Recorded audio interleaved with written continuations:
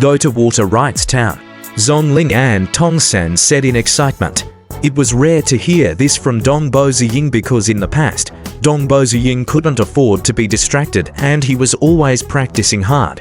He seldomly traveled. It was rare for him to visit Water Rights Town even once a year. Xue Ying, are you going to buy some weapons?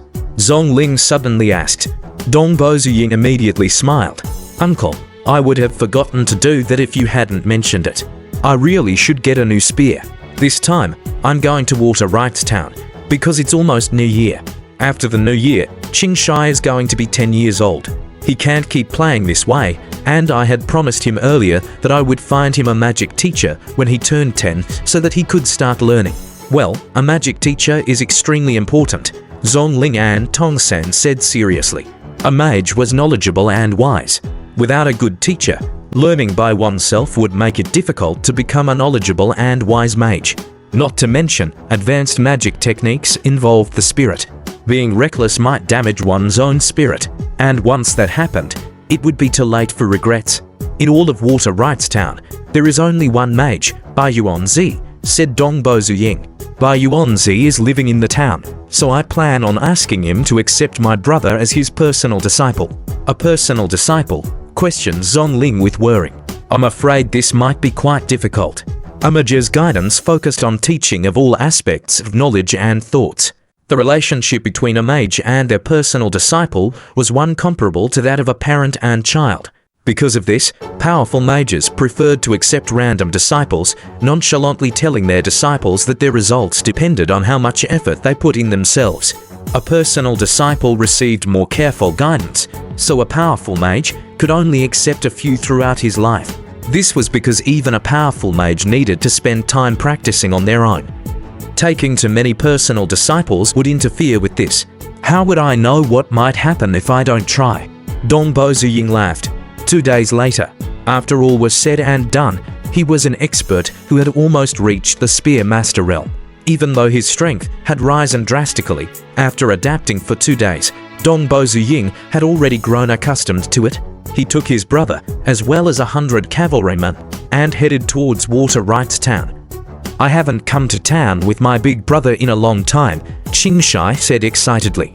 Dongbo Ziying rode on the Frost Pegasus with Qingshai sitting excitedly in between Dongbo Ziying's arms. As a ranked magic beast, the flight of the Frost Pegasus was extremely smooth. Moreover, the current pace of the Frost Pegasus could barely even be considered a trot. After all, he had to let the cavalrymen in the back keep up with them. If he allowed the Frost Pegasus to frantically fly, he feared that it would vanish in the blink of an eye.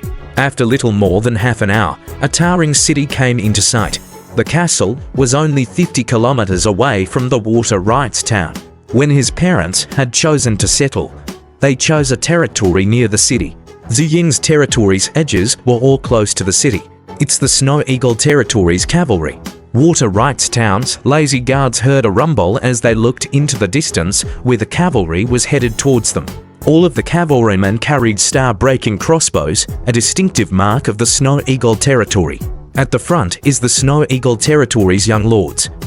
In Xue Ying's arms is his brother Qingshai. I didn't expect that the young lord would visit the town. It's rare for him to come.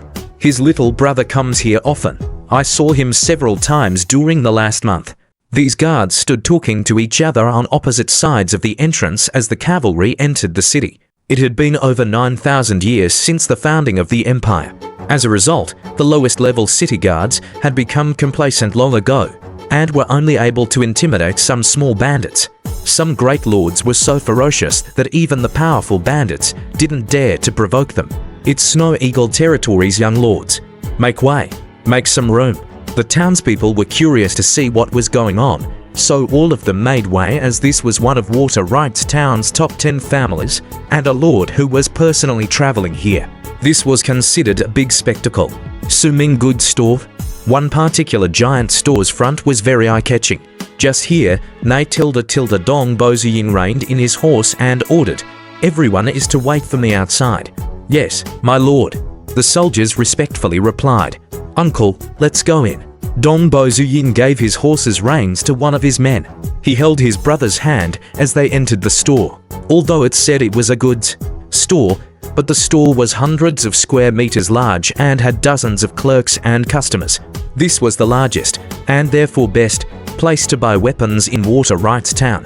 In the end, Water Rights Town is just a county-level town. Few people can buy refiner weapons. Zhongling laughed.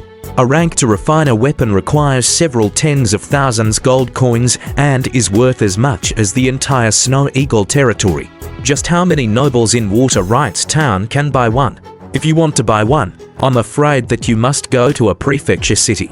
Even specialists will go to the provincial capital to buy one. Most of these aren't ranked. A rank 1 refiner weapon would be considered the peak here. Or perhaps there are rank 2 refiner weapons in this shop, which the shop would consider as treasures. Dong Boziying nodded slightly. His own spear that had been broken earlier could not be fixed. So this is the legendary Snow Eagle territories. Dong Boziying, haha. I've long heard of this little brother's big name before, but this is the first time I've met you. Clad in a purple robe, a middle-aged man entered while laughing. Xue Ying, this is the owner of the store, Quan Sunming, Zhongling introduced. Nice to meet you, Quan. Dong Boziying smiled. The number of powerful figures in Water Rights Town could be counted with one's fingers, and Quan Sunming was one of them. This person was once a great merchant who had a large business outside, but because he had been unwilling to always rush about, when the chance came, he returned home. Afterwards, he had bought land and opened a store in the city. It was said that the store had all kinds of rare treasures and weaponry and so on. Nevertheless, it was best in the entire Water Rights Town. From the sheer number of treasures, one could see the power the store held. I'm older, so I'll call you little brother Xue Ying, the purple-robed, middle-aged man laughed. Lit brother, what have you come to my shop to buy? A spear, said Dong Boziying. Show us your best spear, said Zhongling. Yes, the best. Bring out your best, said an excited Qingshai beside them. Ho ho, so bold. However, when all is said and done, my store is only a small store. I only have 3 spears that can be considered the very best here. After hearing their request, the purple-robed middle-aged man humbly thought within his heart, most people don't have the strength to use a ranked refiner weapon, so it seems that this young lord is rather powerful. Perhaps he has even stepped into the realm of the Heaven Knights. He turned around and instructed, go get our best 3 spears for my little brother Xue Ying to choose from. Xue Ying, little brother, let us head inside first to sit down and leisurely talk.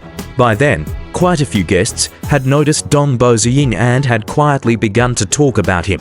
Although Xue Ying rarely entered the town people still frequently discussed about him.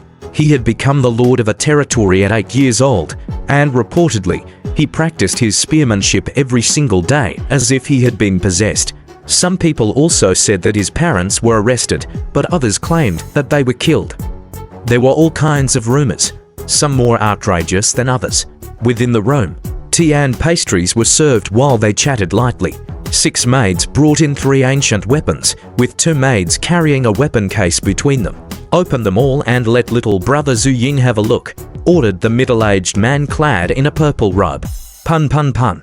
All 3 weapon boxes were opened. Dong Boziying's eyes immediately lit up when he viewed the weapons.